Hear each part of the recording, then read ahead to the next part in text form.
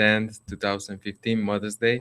And we'd like to welcome everyone to Becerra de Meneses. Um, Becerra de Meneses is a non-profit organization, and we function strictly through donations, and basically all the workers here are volunteers. This gospel is going to be broadcasted live on YouTube, so some of you will be watching us through there.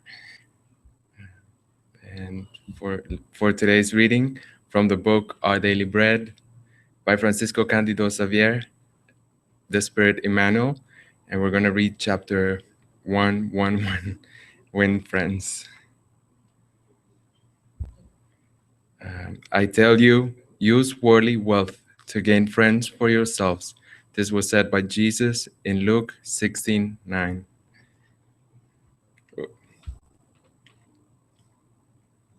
One second.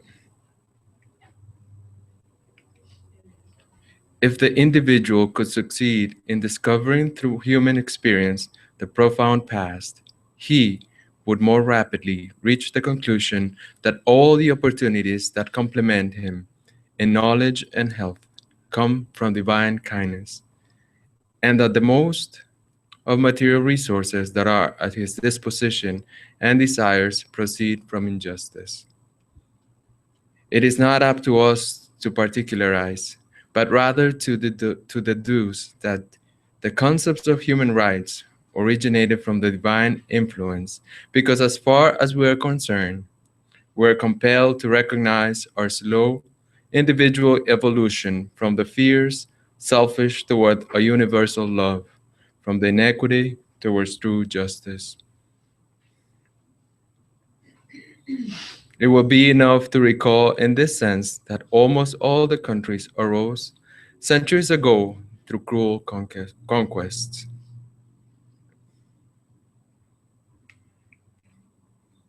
With exception, men have been squandering servants that are at a moment of adjustment did not appear to be worthy of benefits received. It is for this reason that Jesus left us the parable of the unfaithful servant, inviting us into a sincere fraternity in order that through it we could find the path of rehabilitation. The Master encourages us to gain friends, that is, to expand our circle of friends through which we can feel more intensive protection in a spirit of cooperation and through intervening values. If our spiritual past is somber and painful, let us try to simplify it by acquiring true dedications that will assist us through the harsh climb of redemption.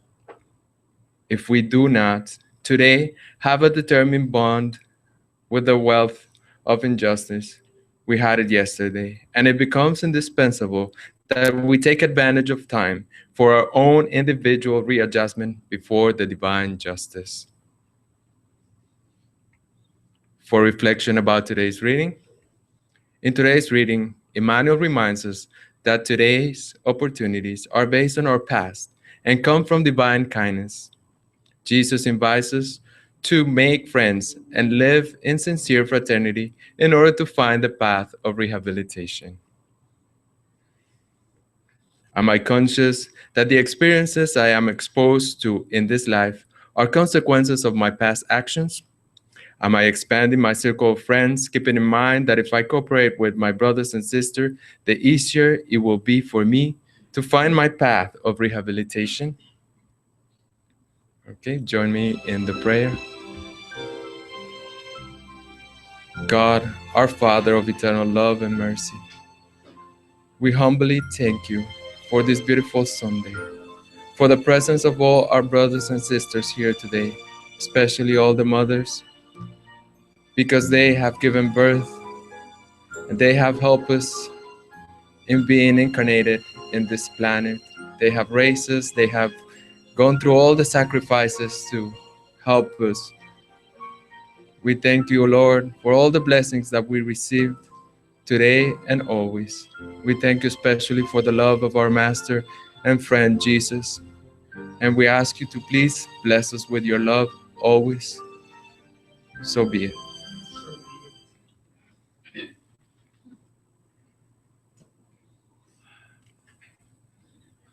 Okay. For today's gospel, we have a guest. We have Fernando Monteiro, who's coming from CEFA, Fraternity and Love Spirit Center. And the topic is going to be family, not a random circumstance. So let's welcome Fernando.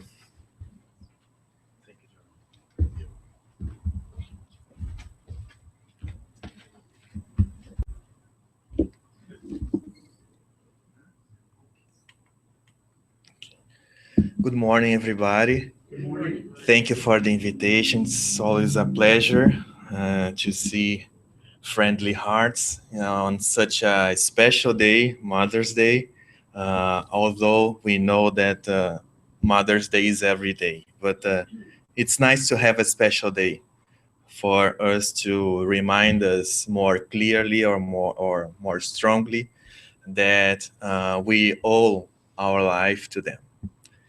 And our topic today came very handy because we are talking about family, and the initial reading by George was very interesting too, because Emmanuel reminds us about the need of taking benefit from the opportunities that we are giving. And family is one of these wonderful opportunities that we have been giving in our lives in order to progress, not only intellectually, but morally. I brought these images because instead of a couple of people or a family, it was intentional to bring these images because more than two people or three people or a group of people together, it's a union of hearts. It's a union of spirits. It's a union of immortal spirits. Family, the concept of family has changed so much, and we have such a nowadays we have such a broader understanding about what a family is that I decided to intentionally to bring these images in order to remind us that we are talking about union of hearts, union of spirits. Okay, so the topic family, and in order to talk about this subject, our bibliography was the Spirit's book, in the Law of Society, the third part of the Spirit's book, the Gospel according to Spiritism, of course, and this book, which is wonderful, by channeled by Raul Teixeira, by Camilo. It's unfortunately we don't have yet an English version, and it's entitled "Challenges of Family Life." It's a very nice book, made of questions and answers about subjects that are closely related to our daily lives in the family, regarding partners, regarding relationships between parents and sons, and many other topics. So it's a very interesting book. And when we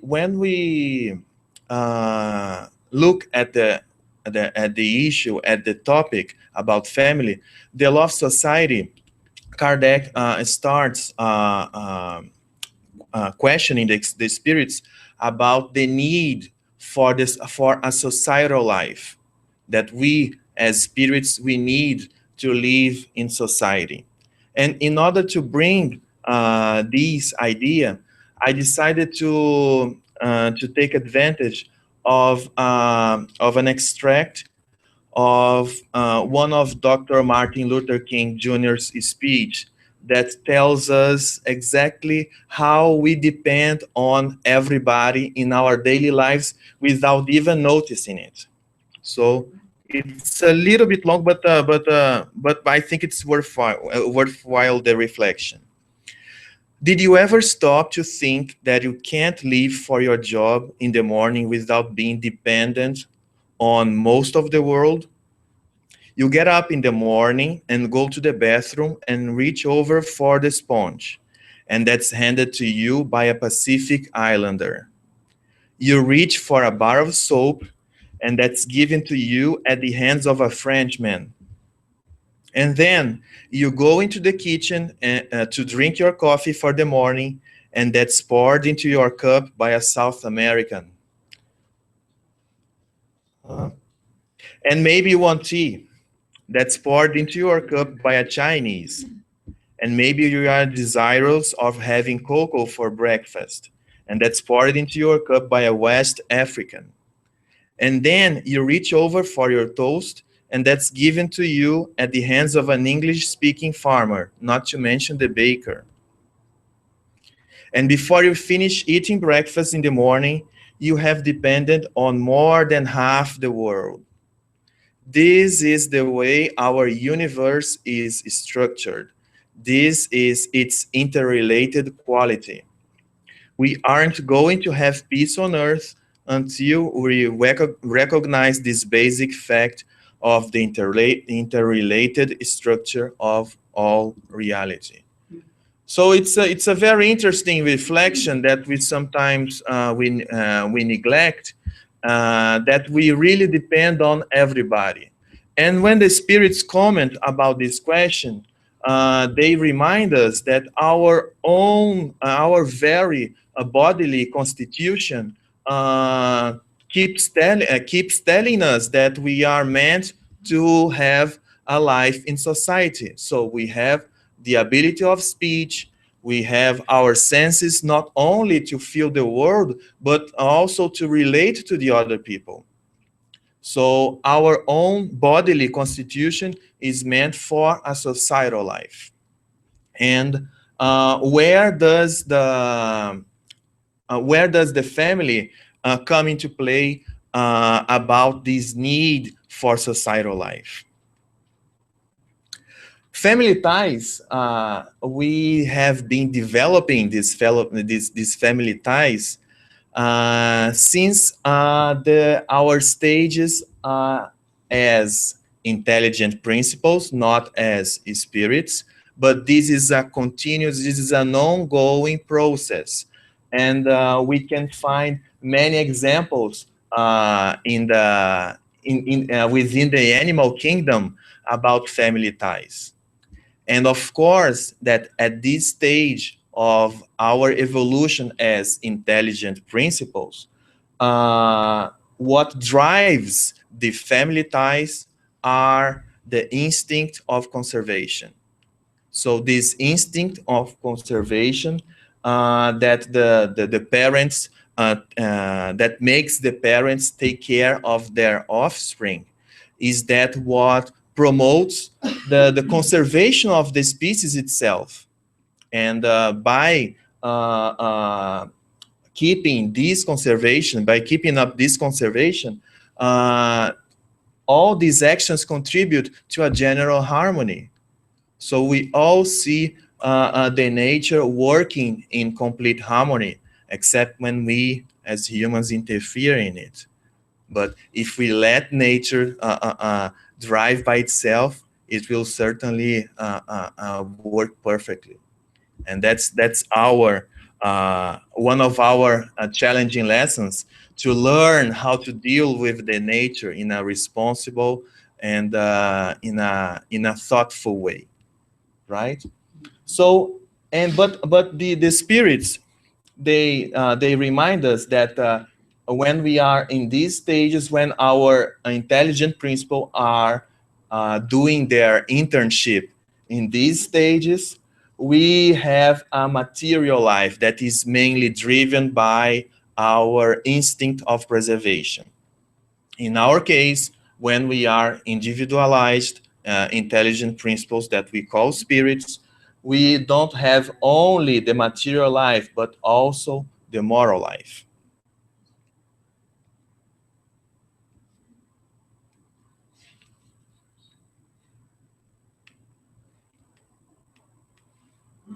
Okay. So that's what the spirits remind us in questions 774. For humans, there is something beyond the physical needs.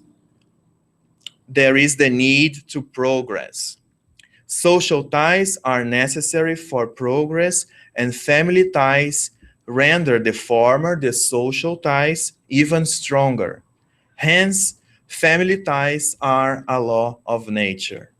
God has thus willed that humans learn to love one another as brothers and sisters.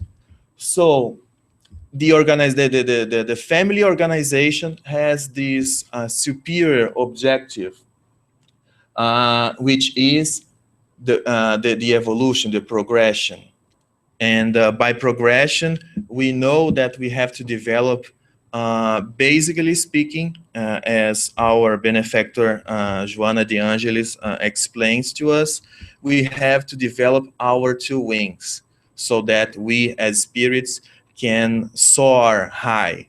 We have to develop the wing of our intellectuality by dealing with the material aspects, the earthly aspects of our world, and we have to develop our wing of morality by developing our virtues, by trying to be more respectful, more tolerant, developing all these virtues that we bring within inside ourselves in embryo, but our job is to make them develop, put these seeds into a good soil, water these seeds so that it can grow, it can develop. That's the job that is up to us, and the family plays a key role in helping us watering these seeds.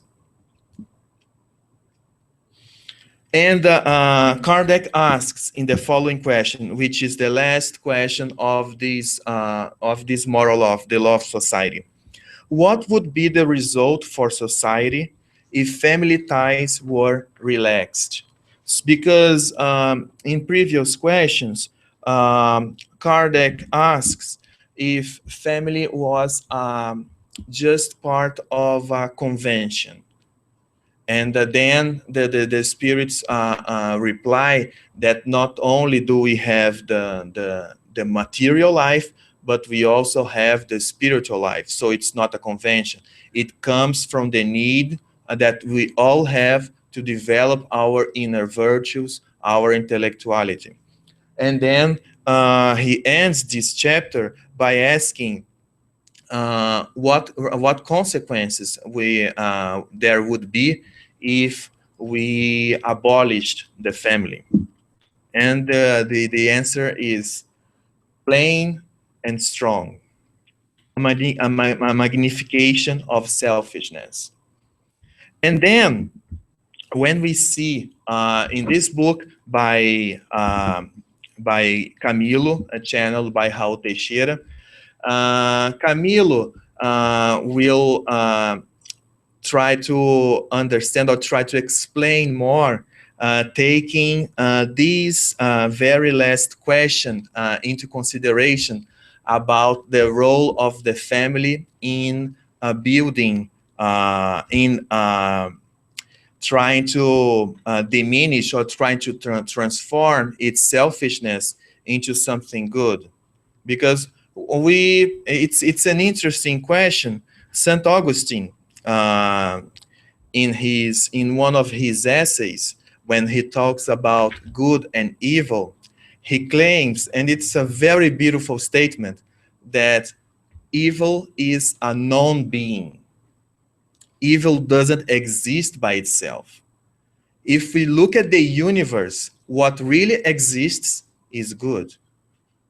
And if we make a transition, or if we make a comparison with physics, when we study thermodynamics, which deals with heat exchange, the only thing that exists is heat. Cold by itself doesn't exist. We call in physics that something is less hot or more or hotter. So meaning that there is a greater amount of heat and or a lesser amount of heat. So, philosophically speaking, cold does not exist the same way as evil does not exist. It's a lack of something. It's a non-being. Per se, it doesn't exist. And that's why this selfishness is a result of when we use our instinct of preservation in a wrong way. When we, with our free will, we think that our needs, that our attitudes are more important, are better than everyone else's. So this comes from an instinct that makes no mistake, since we learn from the spirits when Kardec talks about it, either in Spirit's book and in Genesis. But we, with our free will, we distort things, and we start thinking that our needs are the only ones that need to be satisfied.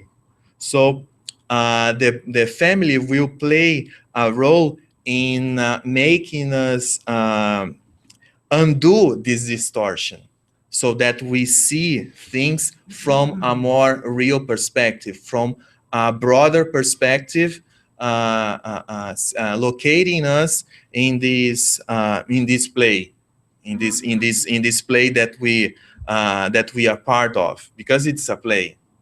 Our life, we are the actors of our own life. So Camilo starts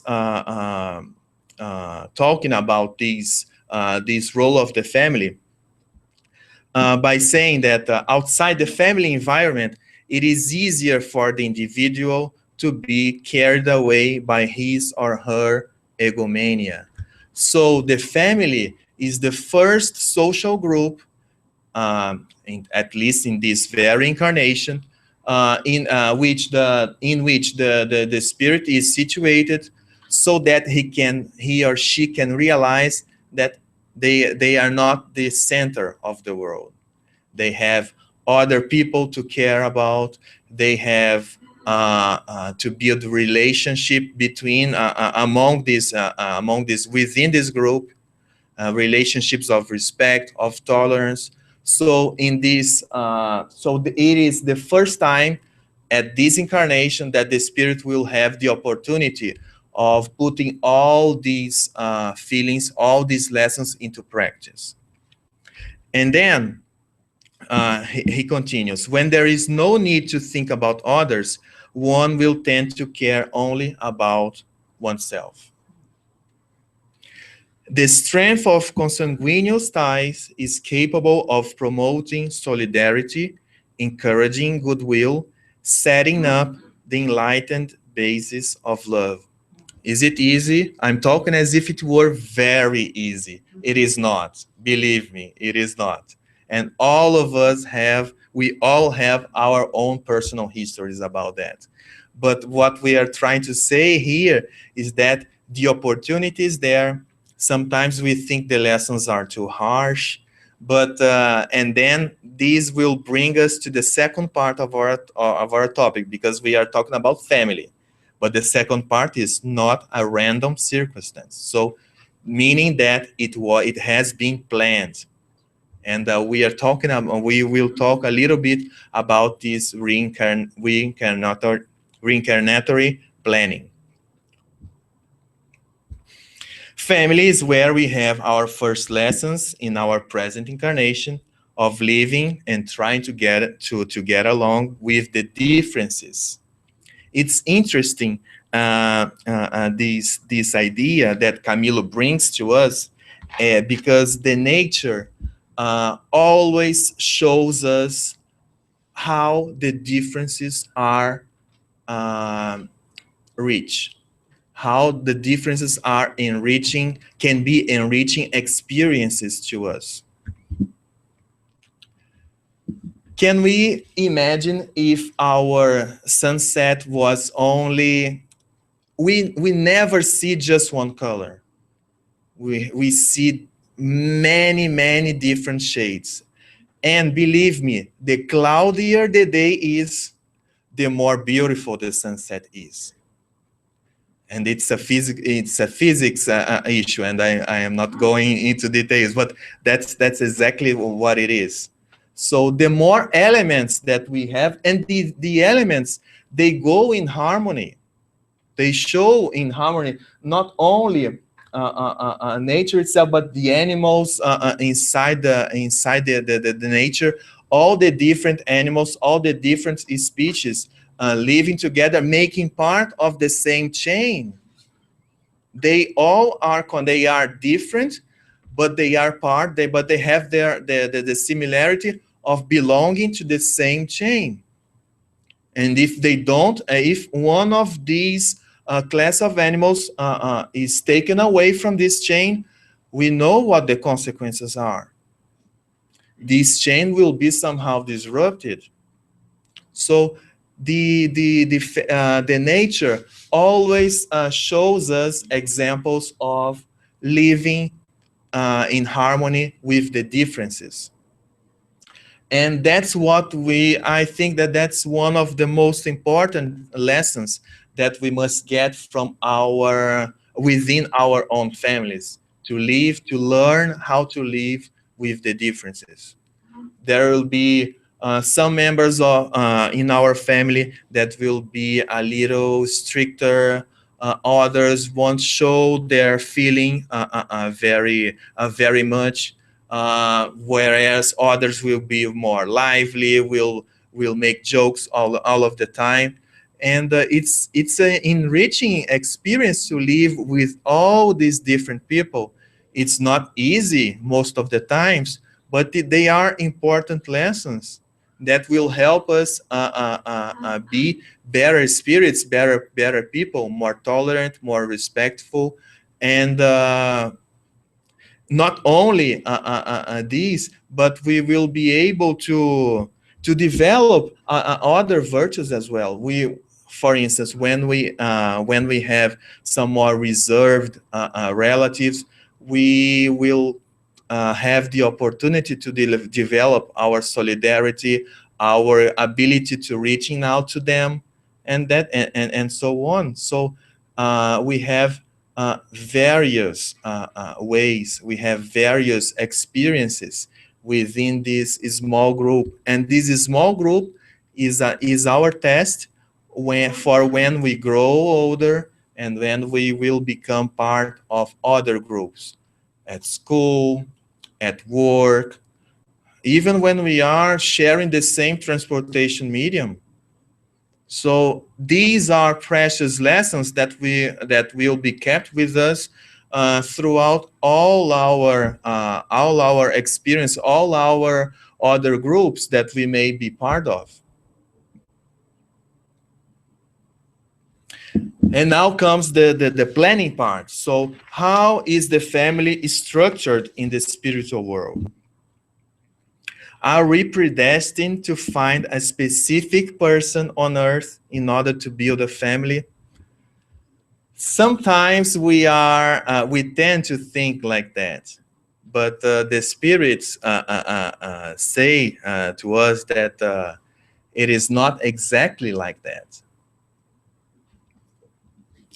This idea of a soulmate is very nice in the tales, but in real life, it's the planning is much more serious than that. The planning that is carried out in the spiritual world. We are not saying here that there is not a case in which two people are committed to meet each other in order to develop a specific mission, a specific task. That's not what we are talking about. What we are talking about is that, generally speaking, Camilo, it's also another very interesting point that he makes, is that we on earth as spirits, we are very similar, but we are different, and there is not a paradox about it.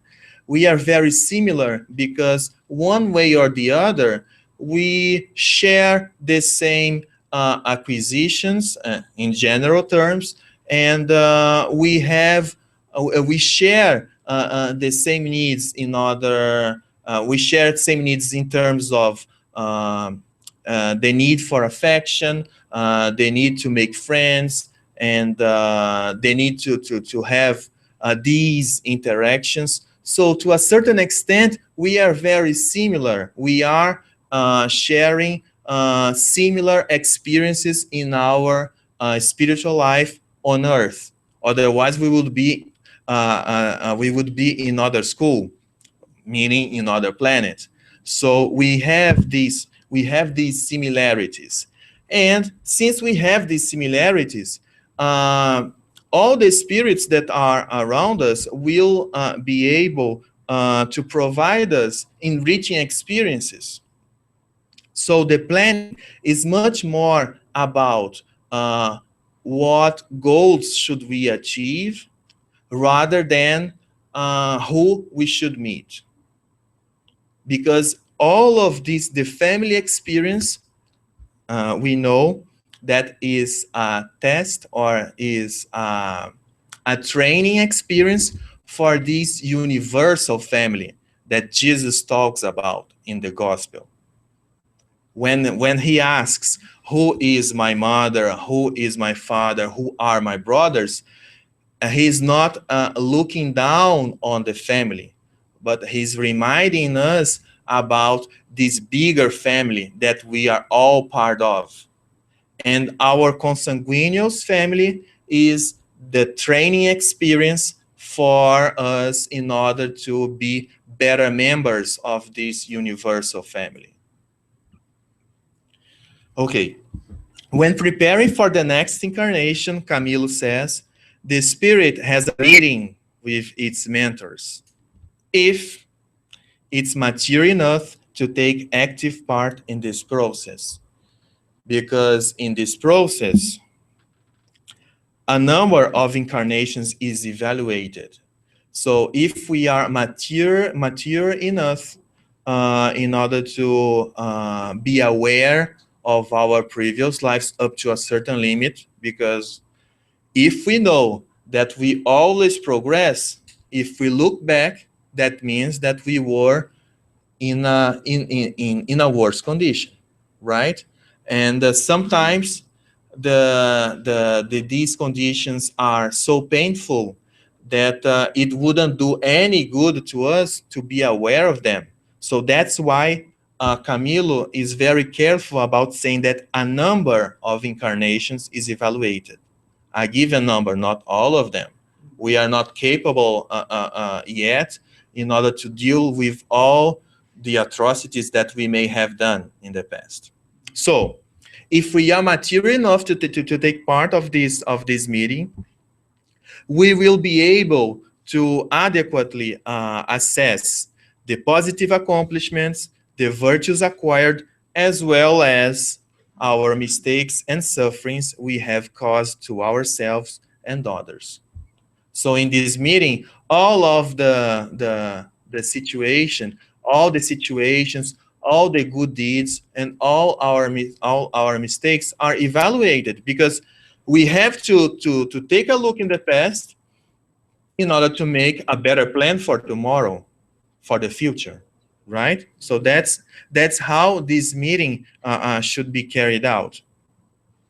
So the spirit is led to deep considerations about its own needs for the following incarnation: life situation, tests and atonements, and the kinds of people, and not the people, it should meet in order to take best benefit from the granted opportunities. So all of these main effects in our lives are taken into consideration. And we are blessed to be part of this process if we are mature enough to have this kind of conversation.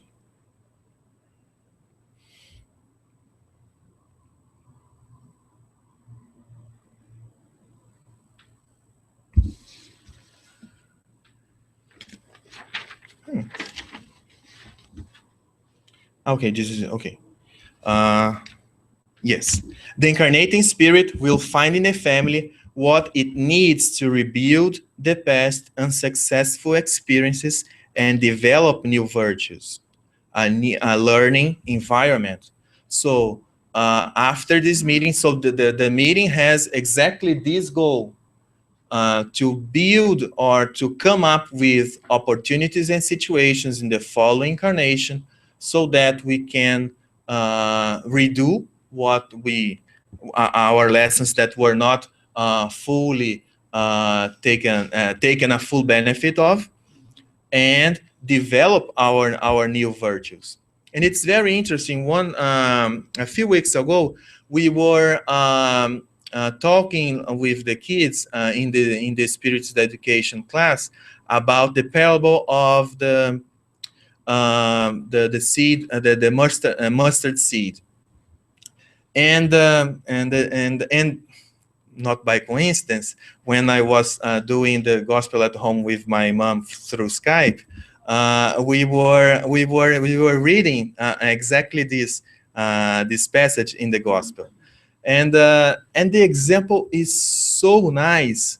Jesus was so happy for so fortunate to have chosen this example, because the seed of mustard is a tiny seed. It's even smaller than all other seeds. But on the other hand, the tree is very high. The tree can grow up to 2-3 meters tall. So and when he used this example, he was trying to teach us that our virtues, they are inside ourselves, but they are tiny in the beginning. They are very tiny. And through these experiences that we have in the family in the first place, and then when we grow older in the present incarnation, in the other social groups that we are part of, we are learning how to make these virtues bigger.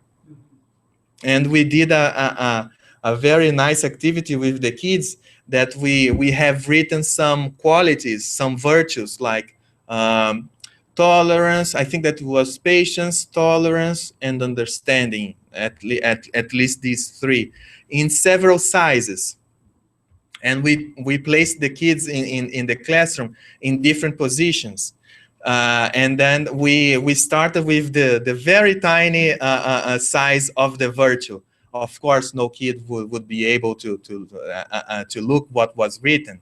And but then when we were changing, as we were changing the size of the qualities, the size of the words, and then first the kids that were closer were able to guess what the word was first than the others that were apart. And that's what it happens in our family. We first we and When we developing our virtues inside our family, firstly we are able only to love our mother, our father, and our brothers, and then our horizon broadens. So we are able to love our cousins, our grandparents, and then we start having friends in the building, and we learn how to get along with them, how to share our toys, and so on. And then we are at school, and we learn how to get along, to try to learn how to get along with the other classmates, and our horizon gets expanded more and more as we grow old, so that these virtues that we once had in the as small as a mustard seed, they keep growing and growing until they are big trees that may provide help to the others. And that's how Jesus ends the parable by saying that these three will be able to provide shade for the animals, and for all, and will be able to provide fruits. And that's how our virtues are able to yield, to produce, if we learn how to develop them. Even when our lack of vigilance drifts us, drift us apart from the kinds of people we need to connect with, even when we don't follow this planning, this reincarnatory planning. God transforms our careless attitudes into valuable lessons for us immortal spirits. We know that it's impossible not to recognize God's mercy in everything. Even when we do bad, it's good. It can turn into good, because the mistake is also a learning experience. It's an alternative. It's an alternative learning experience.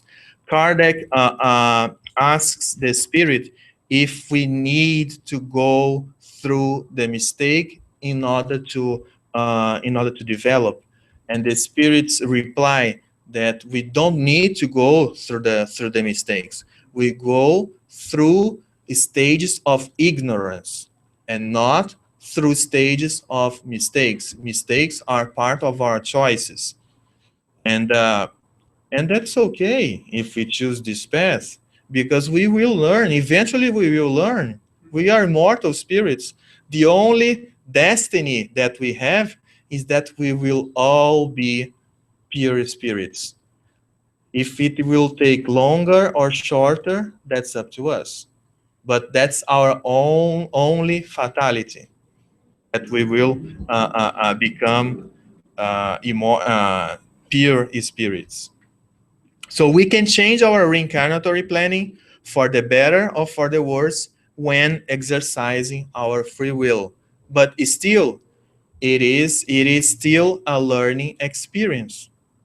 So when we learn about Lavoisier's principle that nothing is wasted, everything can be can serve for a different purpose, and God takes this principle into its highest level. So everything that we do and everything that we don't do can be used for our own learning. That's how God's mercy works to us. And since we talked about this learning process of how to deal with the differences, a friend of mine has posted a very very nice a video that talks about living, getting along with the differences. And I would like you guys to have a look. I think that we have time. Yes, we do.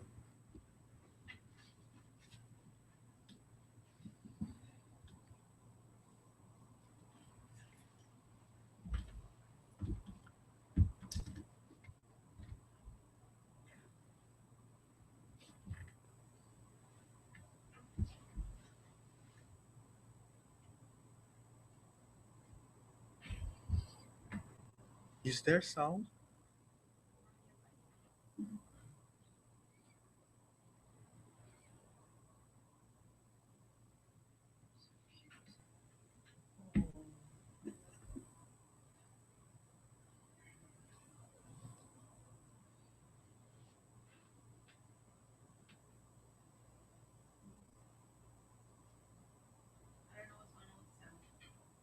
At least it has subtitles. Okay. So his brother was an orphan and lived in Bulgaria, Ace's brother. But since his brother was born with Down syndrome, his real mom couldn't have him, and she doesn't get it. She doesn't understand how this could be, and that's a child speaking, and it's such a nice declaration of her. But I think that the images are very powerful. Since you see, she doesn't get it why his mom couldn't keep him. But whatever, she's happy that Archie is his brother, and here's Archie. And she says that she has missed many things about Down syndrome. For instance, she has been jumping in her bed for years, and now it's the first time that he has had the opportunity. And many things think that he is different, but he's just another like another kid, and they get along, and they like to go to the park, play in the pool with their new friends, make sports together.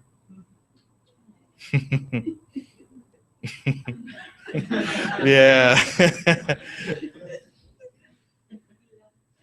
Stay at home playing and sleeping. Who doesn't like sleeping? And ice cream, of course.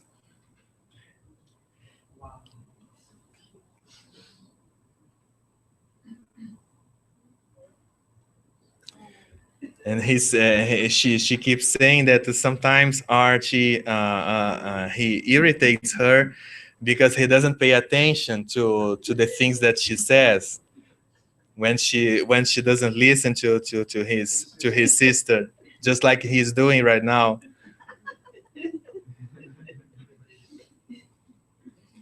Yes, and he says yes, and he admits that sometimes he bothers her.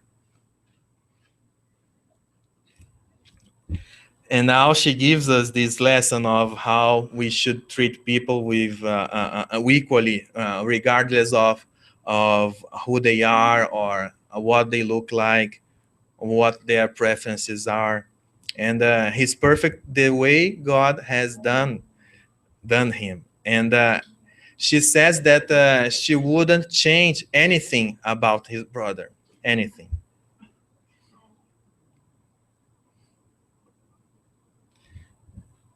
And then they keep playing, and happy World Down Syndrome Day.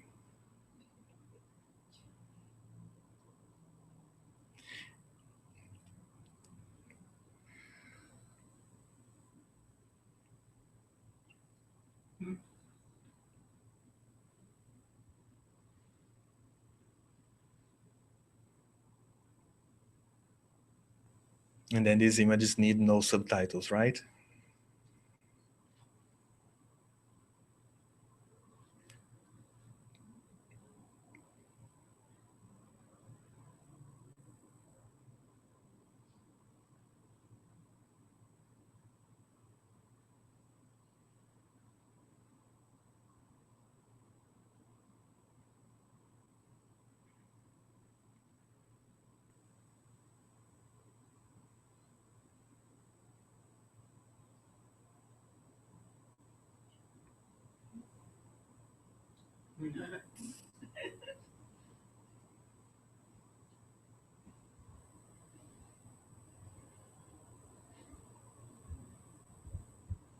So they get along really well.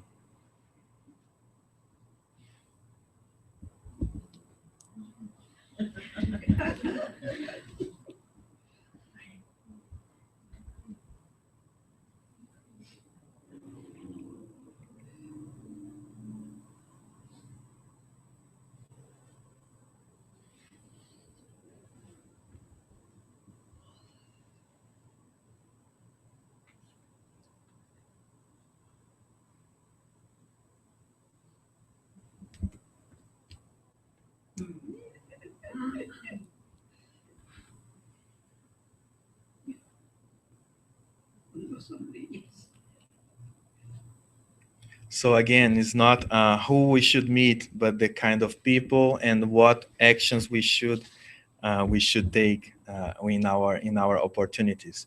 And we know that this is a clear example of that within a family. That's not only the parents that teach lessons, because we sometimes we forget that we are immortal spirits, and we all have our background of light and shadow. But sometimes our sons, our kids, have much more light than us, and they give us precious lessons. So that's what it is about. Thank you. Okay, guys. So thank you for the opportunity, and let's raise our thoughts to our beloved Father God that has given and gives so many opportunities to us in our daily lives. Let's thank Jesus, our Master, and our brother for his examples and his guidance and his words full of love and understanding. Let's also thank the good spirits that work in this blessed place where we all come to in order to be guided, in order to reflect on our daily lives, on our relationships within our family and within all other groups we may be part of. So let's thank for the opportunity that we have all been given, and may the good spirits continue with us, inspiring us and guiding us through the path of life, of self-enlightenment, so that we can be better people, more tolerant, and more respectful.